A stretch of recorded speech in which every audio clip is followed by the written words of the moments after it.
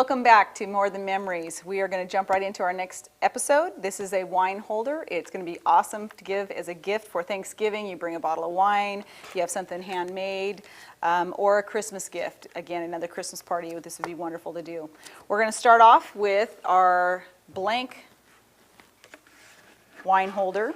And what you're going to need is Mod Podge and some ink to give it that rustic look. What we're going to do first is we're going to take our paper and you're going to measure it out to, I measured it out to 7 1/4. And the hard part of this is making sure that your Mod Podge is stuck on here quite nicely. You don't want to put too much, but you don't want to put a little bit because then it won't stick and it tends to want to dry pretty fast too. Okay. Now there's no easy way to do this. Get messy if you have to. I probably should have a towel down because I probably will get really messy. And you want to put it on kind of fast just because of the fact that, oops, it does dry. We're just going to slap this on, slather it on, just so that it goes all the way to the other side. Oh, look, I'm making a huge mess. Okay. Now with that on there, kind of smooth it out so you don't have any bubbles of glue or Mod Podge on there. And what we're going to do now is we're going to go ahead and put that on there. Take your piece of paper and fold it to the edge, or not fold it, but place it to the edge. Don't worry about the hole that you're covering up because you can always go back and seal that in. And we're going to seal this around all the way around the sides.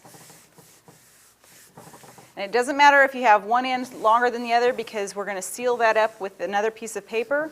You just want to make sure that there's no bubbles and it stays on there nice and clean. Okay. Now with that done, for time's sake, we're going to go ahead and just show you or tell you that all you're going to do is do the same thing with the other side. You're going to take your paper, you're going to line it up, you're going to make it, wrap it around, and you're going to seal it up that way too so that you have a crease going down the back side. The crease looks great, so don't worry about it if it looks like it's not hooking up correctly. Now with that, we're going to make sure this stays on there. We're going to go ahead and take a next piece of paper, and it again is going to be Mod Podged onto your wine holder. Of course, I can't do two things at the same time. And I'm just going to slightly put some on here because you're going to have to go back and have the other side done too before you would actually do this. And you're going to want to center this for where the holes are, okay? So just center it up, put it on the paper, bend it around, and it will look awesome. Now there's a step that I bypassed that I just noticed, so I'm just going to tell you about it after I stick this on really well. And you can see it looks wonderful. Okay, what I did ahead of time was I went and I etched the edges of all of these pieces of paper. Now I didn't do one of them so that way I could show you real quick how this works. You're going to take a foam brush, you're going to get a little bit of paint on it. Okay, and all you want to do is just give it a little nick in the end so it's going to have a little flavor going on. I don't know if you guys can see that. So you're just going to go around the whole edges of everything, turn it over, get the other side. And this gives it kind of like an antique look, or I don't know what you want to call it. But it definitely adds to the character of the project that you're doing. Okay. And again, I'm doing this for time's sake, so I kind of went really fast. Then what you're going to do, again, you're going to take your Mod Podge that fell into your thing there and it's making a big mess. And you're just going to put more on here. Maybe I'll come up here. Okay, and again, what you're going to do is take it from the top, and like I said, you have that ability to close any gaps that you had from before. Kind of line it up, center it up, so that it's right at the top of your base of your, the top of your wine holder. So you can kind of get the idea of what it's going to look like as you go. So then we would go ahead and do the extension on the bottom here, do the exact same thing.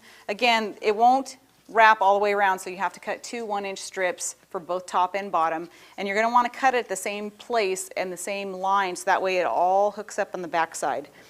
Mine isn't perfect, and it's been well used, so just do the best as you can. Okay, once you have that, you also have the inside to do. Okay, so the inside, and if the Mod Podge starts coming up like this one is, and like I said, I'm going kind of fast, so I probably should take my time a little bit more. But you just add some more Mod Podge, seal it back down, and you're good to go for the next part. Okay, now what we're going to do is we're going to take a piece of paper, and whatever colors you choose, it's going to look wonderful. Try and get some contrasting colors, and then that will help make the project look phenomenal. Okay. Again, this is the quick fix version. Okay, so you're going to tag it in there, which I can't see what it's doing because the paper's curling now. Having issues. And wrap it around, sealing it as it goes, and try and get any bubbles that you can out. It should hook up quite nicely in the bottom there. I don't know if you guys can see that. Okay, and again, just smooth it out as best you can. Now, once you get all of your paper and your product on there, and you've done the other side here, and it looks like it's kind of finished off, you're going to want to go back with the paint again and seal up the rest of it. So you're just kind of giving it a little tag here, and that too is going to give it that etching. And you can go this way and give it a lot, or you can just do the insides so that you don't see as much. I kind of like it where it's got a little bit of both. Gives it that rustic look. And as you get down to where there's more paint and paper down here, just do the best you can. Tag it in there so it seals it up. And it looks awesome. You can do the back side, you can do the top, the bottom, whatever you want to do. I think what I did is I went around and did the whole thing. Now you have another, you're going to have to cut these out. It's not real hard. You're going to trace around the bottom, cut them out, and then again do the same thing where you're going to give it a little flair / antiquing is what I would call it.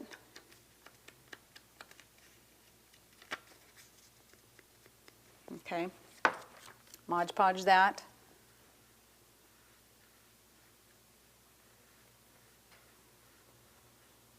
Alrighty, and then stick that one on. And then go back with your paintbrush and you're going to tag around it. Again, you would have this piece right here coming all the way around so you can see what the finished product's going to look like. Once you get done doing that, all you're going to do is go back and find the hole, take your hole punch, you can see it right in here, hole punch that, and then what you're going to do is you're just going to add the ribbon. The ribbon will then go through the hole, come around the back side here, and you'll have plenty of ribbon to tie this into a big, huge bow. I gave myself a ton of ribbon this time. So it's going to go through both holes. You just tie it up, and presto changeo, you have an adorable project that is, you can see that it's homemade, but it looks wonderful. It's adorable. And again, you open it up, stick your wine in there, and give it to your best friend. For this and other paper crafting ideas, be sure and visit www.memoriesforthemaking.com.